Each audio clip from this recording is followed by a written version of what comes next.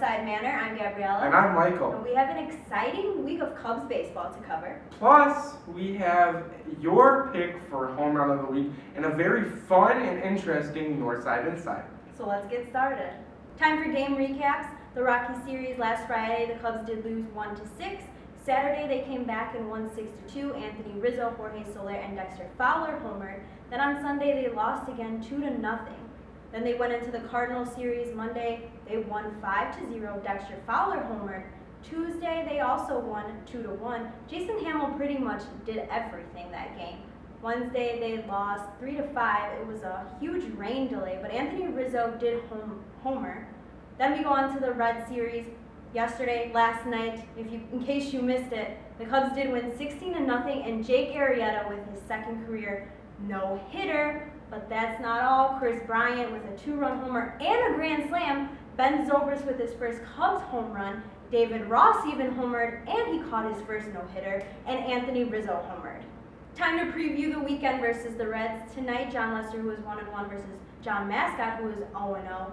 Saturday night, John Lackey, who is 3-0, versus Dan Straley, who is 0-0. And then Sunday afternoon, Jason Hamill, who is 2-0, versus Alfredo Simon, who is 0-1.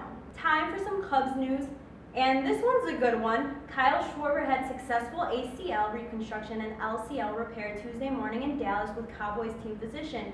Everyone feels good about how it went. They expect a full recovery for 2017. And some kind of funny news, the Cardinals banned Joe Maddon's Try Not to Suck shirts from Busch Stadium. And some sad news, former Cub Milt Pappas dies at age 76 on Tuesday. He was the last Cub to throw a no-hitter at Wrigley Field. Time for a new edition of Northside Inside. The Cubs-Cardinals rivalry got 55% of your guys' votes. We're going to talk about that a little bit. And I mentioned in Cubs news that the Cardinals banned Joe Maddon's Try Not to Suck shirts from Busch Stadium. So how do you feel about that? Bad, if you're going to pay up to $200 to go see a Cardinal-Cubs game at Busch Stadium, which is a beautiful stadium, you're going to want to pretty much wear what you want, and you really don't care who's going to say something about what you have to wear.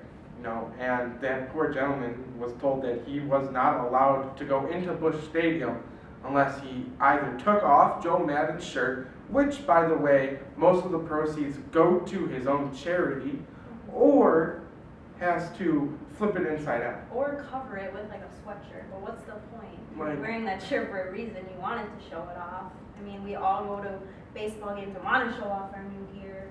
That's the whole point.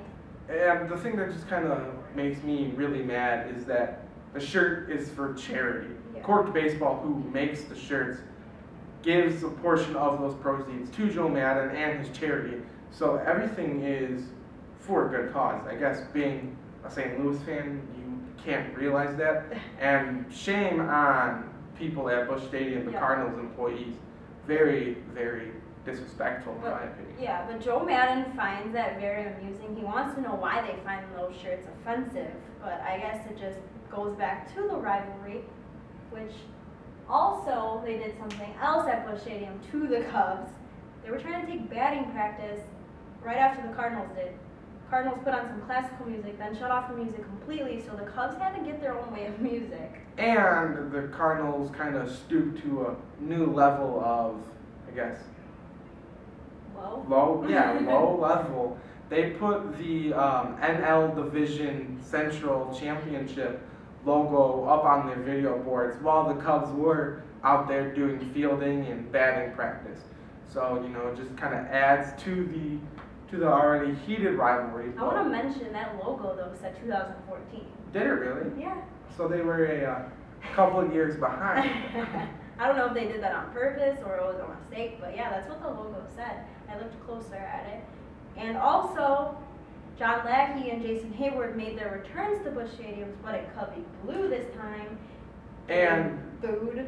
And racial slurs with Jason Hayward. So, I guess Hayward never heard him being called at him, but fans who were there reported it. And I mean, come on, Cardinals fans, you guys are quote unquote the best fans in all of sports. So not shown at this Cubs-Cardinals series. But I do have to say, the Cubs went in there with a mindset, win, let's win now. and they won 2 of 3 from the Cardinals. So they won the early season series against them, which you had mentioned in game recap. But that's what they got to do. If you keep winning 2 out of 3 or 3 out of 4, depending on how long the series is, that's all you need. You can let 1 or 2 games go, but if you want to win in this NL Central, you have to beat the Cardinals. Oh yeah, I agree. I think the Pirates are the better team, but losing to the Cardinals just hurts worse, I think, when you're a Cubs fan. So I'm really excited for their next series, and I think the Cubs are the better team this year. I agree 100%. And I think they were last year as well. They just didn't win the division, but they will this year. Yeah, it's a different year now.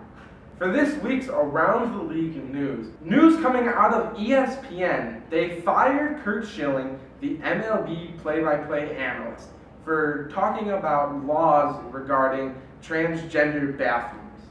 The Braves are being sued by a family of the man who was killed in 2015 at Turner Field due to a fall. MLB expansion teams are in the works, but don't get your hopes up. The A's and Rays need new stadiums first before they can go ahead and make 2 new teams.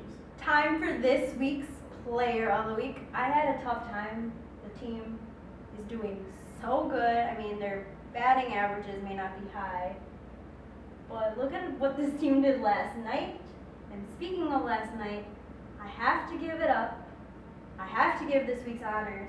I just have to Jake Arrieta, his second career no-hitter last night. 16-0, Cubs win. Wow, I have no words.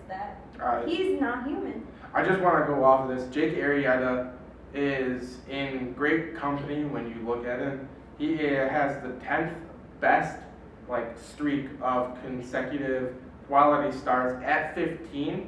And if you read the list, it goes, everyone on that list is either in the Hall of Fame or will be in the Hall of Fame. But they all have ERAs that are close to 1. Jake Arrieta is at .49. That's his ERA in this stretch of 15 quality starts. He's not human. And I also want to give an honorary shout out to David Ross, his last year in the MLB, and he caught his first no-hitter last night. And Jake Arrieta was quoted saying he did it for Rossi. So congrats to him as well. And now it's time for my play of the week. I wanted to pick something from the Cubs. I really did, but this kind of stuck out like a sore thumb. Aaron Hicks of the New York Yankees throws a ball faster than 105 miles per hour from the outfield to home plate to get the runner out. Take a look at it. Fly ball left field. Hicks makes the catch. Valencia tags. Here's the throw. He's out. Oh, what a throw by Hicks. An inning-ending double play. Hicks has a great arm, and he shows it off right here. A one-hopper. Bonds to today.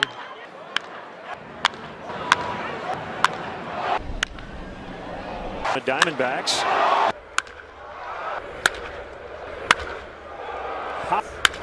Coghlan runs on the 3-2 and a fly ball hit to deep left. Bradley looks up. That ball is gone. A home run. We took to Twitter yet again for you guys to pick home run of the week. This one received 88% of the votes, and it happened to be a grand slam. High drive, straightaway center. Schebler back at the wall. Grand slam time. 13. Congrats, Chris Bryant, on getting this week's honors of home run of the week. Well, grand slam of the week. He also had a home run last night, 2-run home run, and then hit a grand slam, so what a night he had. Exactly. Before we leave you today, we just want to make sure you go to BygoneBrand.com and get yourself a t-shirt. If you use promo code Northside Manor in all caps, no spaces, you will get 10% off your entire order. They have really, really great shirts. We showed you one last week. You will not be disappointed if you get a shirt, so please support them and support us by going to Bygone Brand and get 10% off your order. Gabriella just said that, so please, we beg you. And also make sure to send in Connor, our writer for Northside Manor's website, some Cubs-related questions. Doesn't matter what the subject is, but make sure it's Cubs related, and we will do another mailbag shortly. That's going to do it for this episode of Northside Manor. But what an exciting week of Cubs baseball it has been. I'm excited for next week. Who knows what they're going to do? I'm excited for what they're going to do out this entire summer. Well, baseball season. I can't wait. That's true. The sky's the limit for this team. But that's going to do it for us on this episode. I'm Gabriella. And I'm Michael. Go, Cubs, go!